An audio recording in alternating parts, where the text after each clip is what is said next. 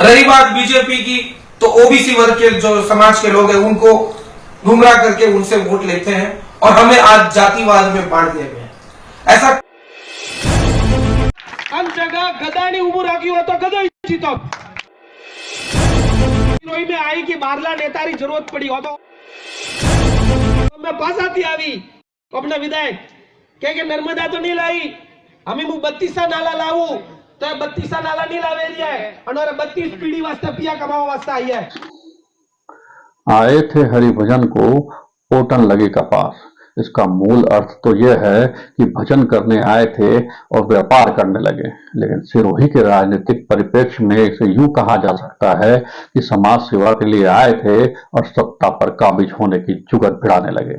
राजनीति में घुसने के लिए समाज सेवा का चोला ओढ़ने के सिरोही शहर ने कई उदाहरण देखे हैं। इनमें से एक चेहरा थे पिछले विधानसभा चुनाव में निर्दलीय के रूप में चुनाव लड़ने वाले तेजराज सोलंकी।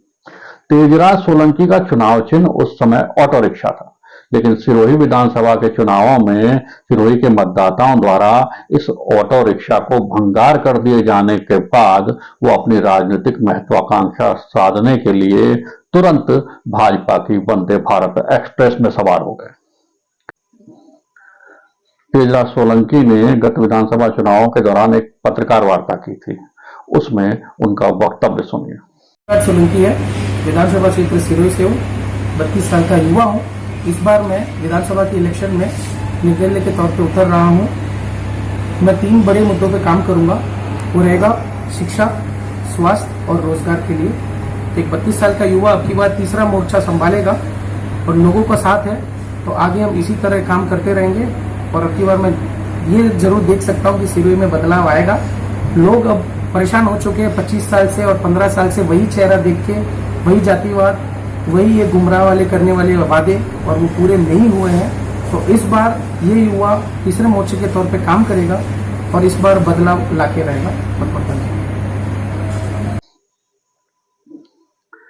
इसमें वो कह रहे हैं कि लोग अब परेशान हो चुके हैं 25 साल और 15 साल से वही चेहरा देखते हुए। सालों का हिसाब करने में उनकी गणित भले गड़बड़ा गई हो, लेकिन वो इसके माध्यम से संयम लोढ़ा और ओताराम देवासी पर निशाना साधने की कोशिश कर रहे थे। जातिवाद और गुमराह करने वाले वायदों से परेशान हो चुके हैं वाली पंक्ति से वो ओताराम देवासी पर निशाना साध रहे थे, जो उस समय सिरोही के विधायक थे और अपने जातिगत वोट बैंक की विशेषता से सिरोही विधानसभा से तीसरी बार भाजपा के प्रत्याशी बने थे। फिलहाल तेजराज सोलंकी भाजपा के प्रवासी प्रकोष्ठ के पदाधिकारी हैं और उस समय जातिवाद के आधार पर टिकट मिलने पर जिस भाजपा प्रत्याशी की खिलाफत वो कर रहे थे, जातिवाद के कारण ही इस बार भी उन्हें चौथी बार टिकट मिलने पर उनके समर्थन में राजस्थान के अंदर और बाहर नजर आ रहे हैं। इस बार ओटाराम देवासी उनके लिए देवता स्वरूप हो चुके हैं और वो उनके धर्म ध्वज वाहक। ये वही तेजराज सोलंकी हैं जो 2018 में तत्कालीन विधायक और तत्कालीन भाजपा प्रत्याशी ओटाराम देवासी के माध्यम से कांग्रेस और भाजपा पर निशाना साधते हुए लोगों से अपील कर रहे थे कि इस बार कांग्रेस और भाजपा को छोड़िए, निर्दलीय को तीसरे विकल्प के रूप में चुनिए। लोगों ने उनकी बात का अक्षरशः पालन किया और निर्दलीय तीसरे मोर्चे के रूप में संयम लोढ़ा को जिताया। और शायद सिरोही के मतदाता तेजराज सोलंकी की सोच से ज्यादा होशियार निकले। उन्हें पता था कि बिना चाबी के ऑटो रिक्शा चल नहीं पाएगा, तो उन्होंने उस समय ऑटो रिक्शा चलाने के लिए चाबी को उठाया, लेकिन तेजराज सोलंकी इंतजार नहीं कर सके।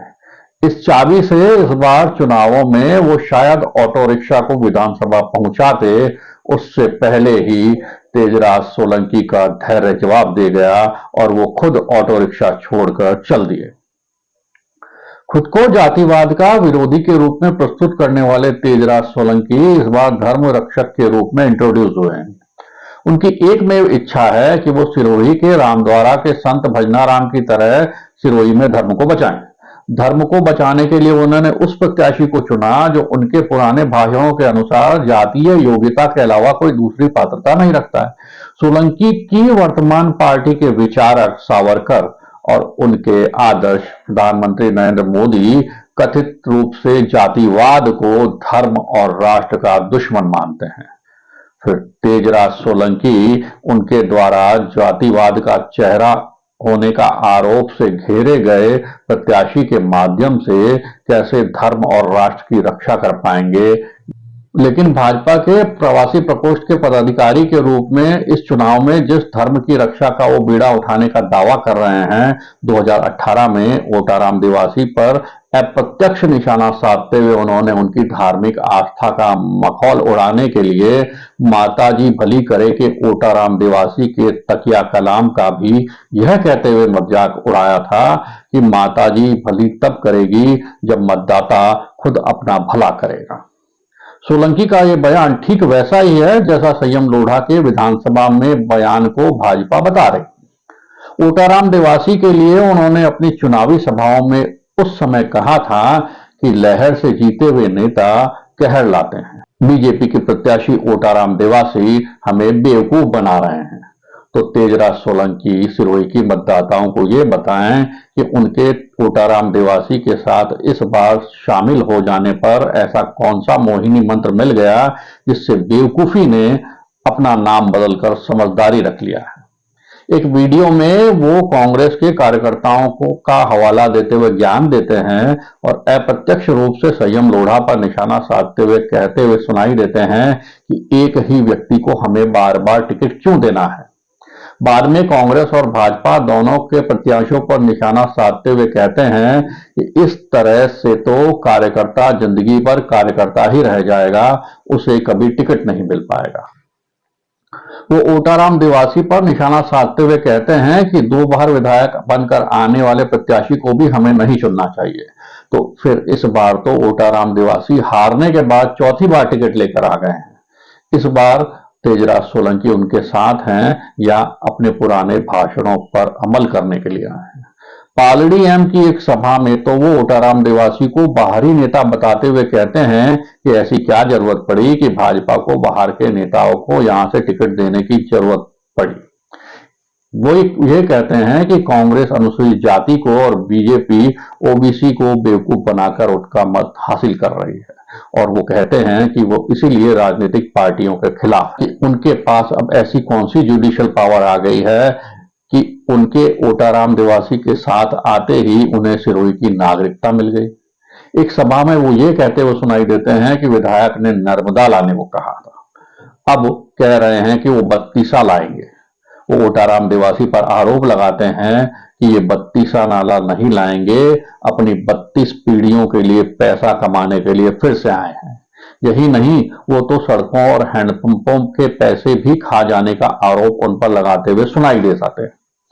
वो भाजपा पर आरोप लगाते हुए कहते हैं कि भाजपा तो भ्रष्टाचार का पैसा खा खा कर थाप बैठी है और कांग्रेस इसकी ताक में बैठी है। वो ओटाराम देवासी पर हमलावर होते हुए कहते हैं कि युवा प्रौढ़ हो गया, प्रौढ़ बूढ़ा हो गया और आप अब भी ये कह रहे हैं कि उन्हें 5 साल और दिया जाए। उनकी ये भाषा बिल्कुल भाजपा के बागी हेमंत पुरोहित की तरह थी। वो ऐसा कहते हुए ओटाराम देवासी से पिछले 10 सालों का रिपोर्ट कार्ड मांग लेते हैं।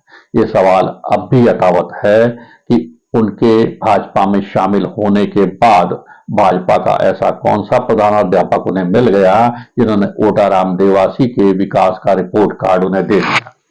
कभी पत्रकार वार्ता में उनसे अगर पूछ लिया जाएगा कि भैया आप भाजपा में शामिल क्यों हुए, तो वो दूसरे दल बदलू नेताओं की तरह यही जवाब देंगे कि मोदी जी के द्वारा किए गए कार्यों और विकासों को देखते हुए वो भाजपा में शामिल हुए।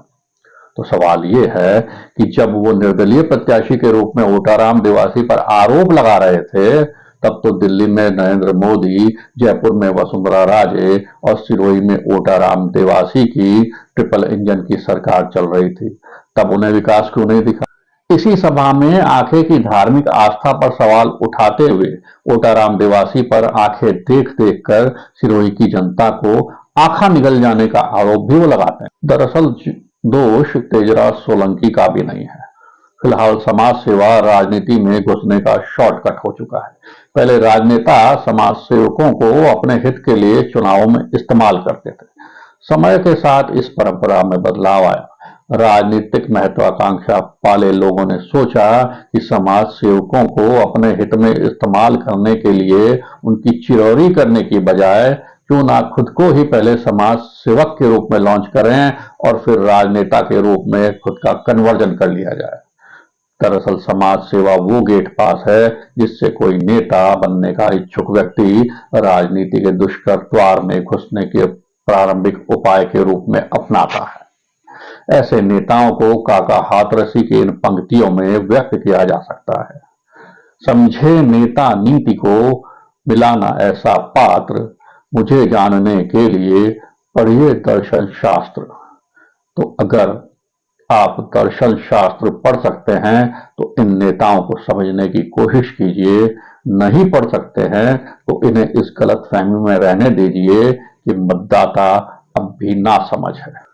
और तेजराज सोलंकी की इस तरह की गलतफहमी को तो सिरोही के मतदाता 2018 में उनकी जमानत जब्त करवा करके पहले ही दूर कर चुके हैं। धन्यवाद।